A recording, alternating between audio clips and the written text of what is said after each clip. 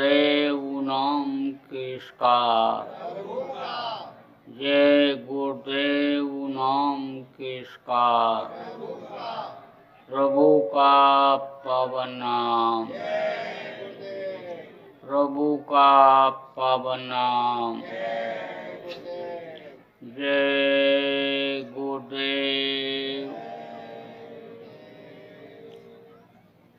देखो 18 दिन के अंदर महाभारत में 11 अक्षौणी सेना खत्म हो गई, 56 करोड़ वंशी 1 घंटे में खत्म हो गए। इसलिए किस लिए, बुद्धि खराब हो गई और उसने कितनों को कटवा दिया, मरवा दिया। तो अब आप इस बात को समझो, इसीलिए कहा जाता है कि भाई शाकाहारी रहो, नशे का सेवन मत करो। बताया जाता है कि भाई कम खाओ, कम खाओगे तो डॉक्टर के यहाँ नहीं जाना पड़ेगा। डॉक्टरों के यहाँ क्यों जाते हैं, जब बीमारी हो जाती है। और बीमारी क्यों होती है कि जब ये जो मशीन बनाई गई, यानी इस पर लोड जब ज़्यादा हो जाता है, कोई चीज़ अच्छी लगी और खाते चले गए, तो यह हजम जल्दी जब नहीं कर पाती तो तरह तरह का रोग पैदा हो जाता है। अब कम खाओगे, हजम हो जाएगा, आराम से चलते फिरते रहोगे, तो डॉक्टर साहब लोगों के पास क्यों जाना पड़ेगा। और अगर बीमारी आ गई और डॉक्टर साहब के पास गए तो फौरन ऑपरेशन बताता है, फौरन तुरंत लेट आएगा, कहेगा ऑपरेशन कराओ, नहीं तो जान का खतरा है, जिम्मेदारी हमारी नहीं है, ये लो फॉर्म, इस पर दस्तखत करो और पैसा जमा करो और ऑपरेशन कराओ। तो ऑपरेशन में कितना पैसा मांगता है, 1 लाख, 2 लाख, 4 लाख ऑपरेशन का पैसा ले लेते हैं। क्यों? क्योंकि उसी से उनका नर्सिंग होम चलता है। 20-20 लाख, 20-20 करोड़ रुपया लोन लेकर के नर्सिंग होम बड़ा बड़ा बनाते हैं, अस्पताल बनाते हैं, तो 500 रुपये के फीस से वो चलेगा। इसीलिए वो कमाने की कोशिश करते हैं। अब एक बार ऑपरेशन आपने करा लिया तो कोई गारंटी नहीं है कि दोबारा फिर नहीं कराना पड़ेगा। दोबारा जाओगे तो फिर ऑपरेशन करेगा, दोबारा जाओगे तो फिर ऑपरेशन करेगा, दे ऑपरेशन, दे ऑपरेशन। एक आदमी तो ऊब गया ऑपरेशन कराते कराते। तब जब फिर डॉक्टर ने कहा ऑपरेशन करना पड़ेगा, तब बोला डॉक्टर साहब अब की बार टाँका मत लगाना, सिलाई मत करना। कभी कहते हो कि कैंची अंदर छूट गई, कभी कहते हो कि रुई छूट गई, कभी कहते हो काटन छूट गया, कभी कुछ कहते हो, कभी कुछ कहते हो। जब आता हूँ तब ऑपरेशन कर देते हो। तो अब की बार साहब चैन लगा देना, चैन, या तो चैन लगा दो या तो बटन लगा दो, बटन खोल करके ऑपरेशन कर दो, ये काटना पीटना न पड़े। यह टाँका क्यों पका है, जो आप कहते हो टाँका पक गया, कभी कुछ कहते कभी कुछ कहते हो। तो अब आप ये समझ लो कि कितनी बार ऑपरेशन कराना पड़ेगा, कुछ नहीं कहा जा सकता है।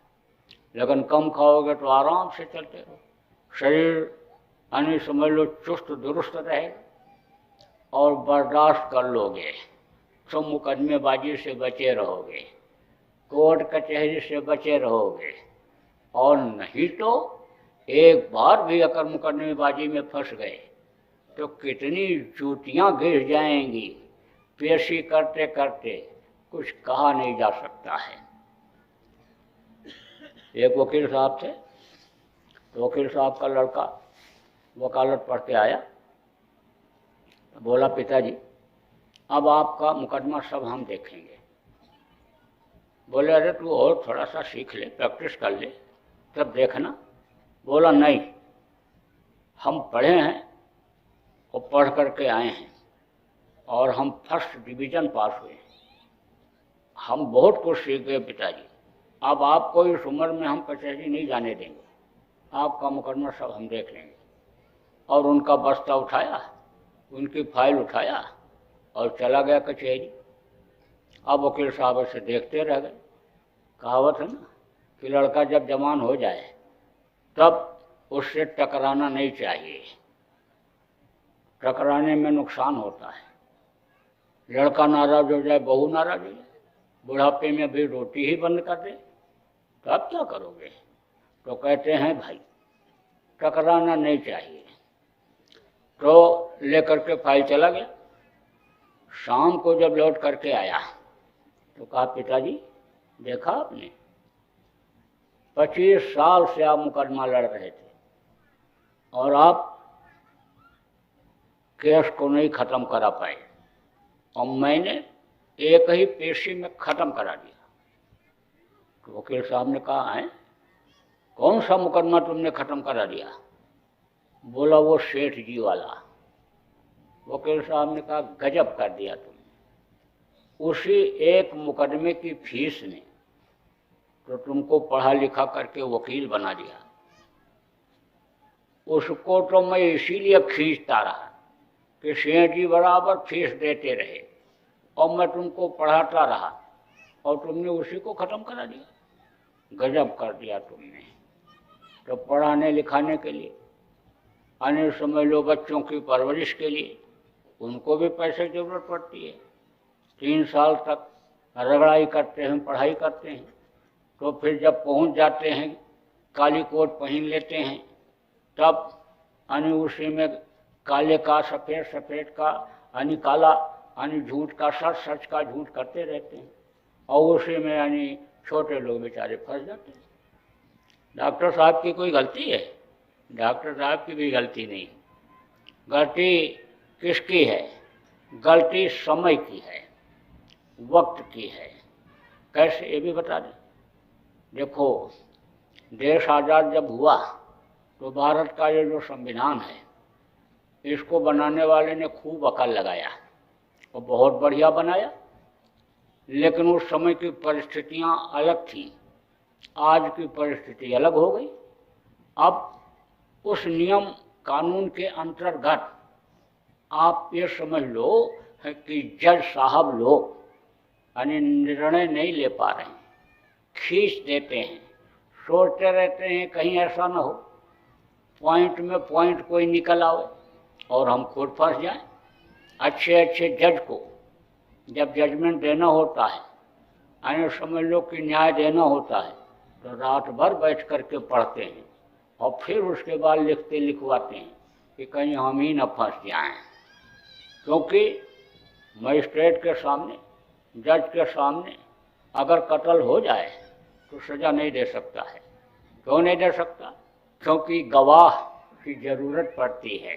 गवाह जब तक नहीं मिलेंगे और गवाह जब मिल जाते हैं तो झूठ का सच, सच का झूठ वो करते रहते। एक राजा के दरबार में एक आदमी पहुंचा, 2 आदमी पहुंचे, तो कहा सरकार हमको रख लिया जाए, नौकर रखा जाए, हमको अच्छी तनख्वाह दिया जाए और घर मकान हमको दिया जाए, हम काम के आदमी हैं। बोले कौन काम के आदमी हो? साहब बहुत काम के आदमी हैं सरकार, हम तो आपके मौके पर काम आएंगे। अरे तो भाई कुछ बताओगे तो, आप डॉक्टर हो कि हकीम हो कि वैद्य हो कि आप इंजीनियर हो, विद्वान हो, आप कौन हो, क्या हो, आपके अंदर कौन सी योग्यता है कि जिसकी वजह से आपको रख लिया जाए? तो एक ने कहा मैं झूठ बोलता हूँ। तो उन्होंने कहा झूठे को तो हम रखेंगे नहीं, बताओ। नहीं असत्य संपातक कुंजा, कहा सांच बराबर तप नहीं कि झूठ बराबर पाप, तो पापी को हम रखेंगे, हट जाओ हमारी नज़रों के सामने से। तो थोड़ा सा खिसक गया वो, जो एक और खड़ा था उसके पीछे हो गया, राजा के नज़र से ओट हो गया। तो दूसरे से पूछा कि अच्छा तुम बताओ तुमको क्यों रख लिया जाए? तो उसने कहा हम झूठ को सच करते हैं। अरे राजा ने कहा कोई झूठ बोलेगा नहीं तो तू सच क्या करेगा? तो मंत्री लोग बड़े होशियार होते थे, राज को तो समझ लो कि मंत्री ही चलाते थे। जैसा इस समय पर कहा ना कि अफसर करे ना अफसरी और दफ्तर करे ना वर्क और दास मलूका कहे गए सब कुछ करें क्लर्क। तो अब आप ये समझो कि मंत्री बड़े होशियार होते थे, राज को चलाते थे। होशियार मंत्री मिल जाते थे, राजा आराम से बैठा रहता था। तो मंत्री ने कहा सरकार ये दोनों विरोधी बात बोल रहे हैं, इनकी बातों में विरोधाभास है, तो सरकार देख लिया जाए, अंदाज लिया जाए। तो बोले अच्छा ठीक है तुम्हारी इच्छा है तो देख लो।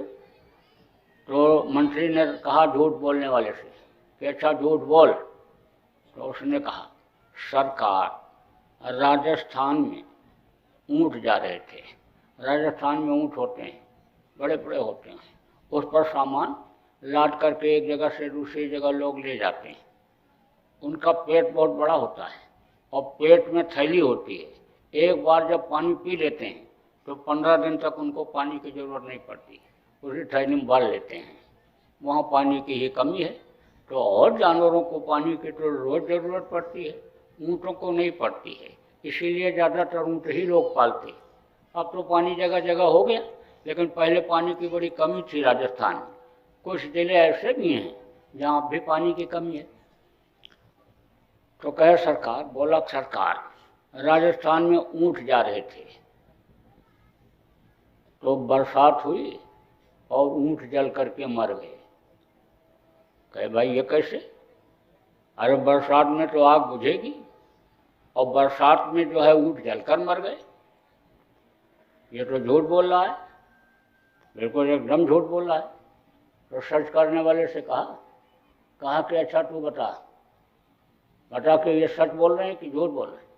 अरे बोला सरकार एकदम सच बोल रहे हैं, सच बोल रहे हैं, 16 आना सच बोल रहे हैं, 100% सच बोल रहे हैं। अरे तो कैसे सच बोल रहे हैं, तू सच कर इसको।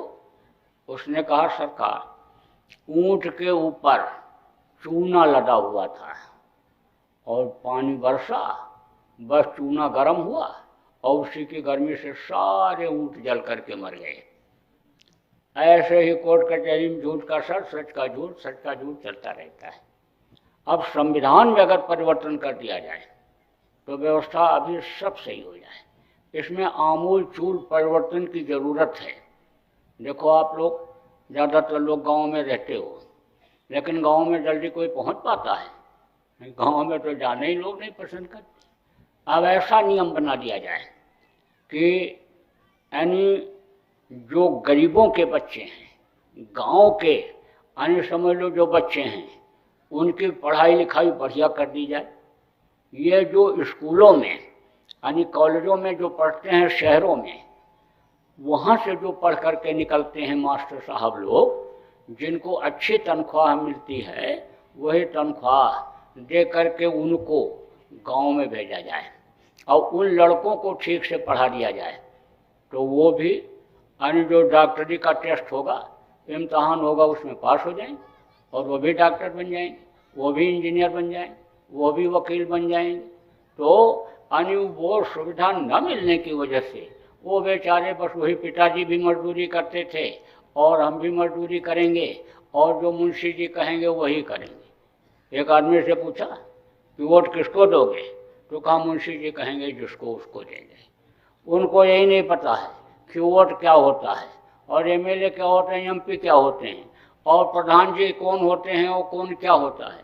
सब कुछ मुंशी जी होते हैं जो गांव के हैं, यानी समझ लो थोड़े बहुत जानकार, जो शादी ब्याह में कपड़ा खरीदवा देते हैं, जो शादी ब्याह में उनका सर सामान खरीदवा देते, अपने दरवाजे पर जगह दे देते, बैठने की उठने की मदद कर देते, घी से दूध से अनाज से, यानी समझ लो वही उनके लिए भगवान होते।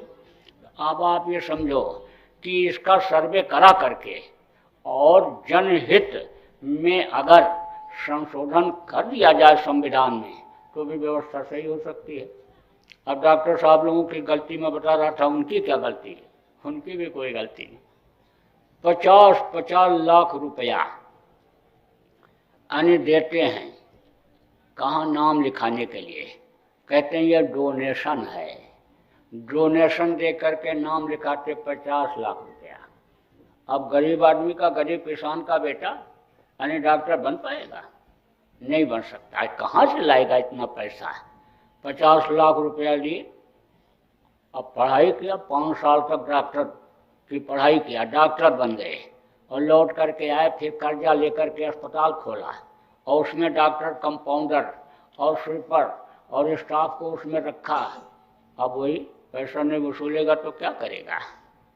अब इस बात पर आप सब लोगों को ध्यान रखने की जरूरत है कि आप जाओ ही क्यों सफ़ेद कोट पहनने वाले डॉक्टर के पास, झगड़ा लड़ाई क्यों करो काली कोट वाले के पास, जाओ ही क्यों?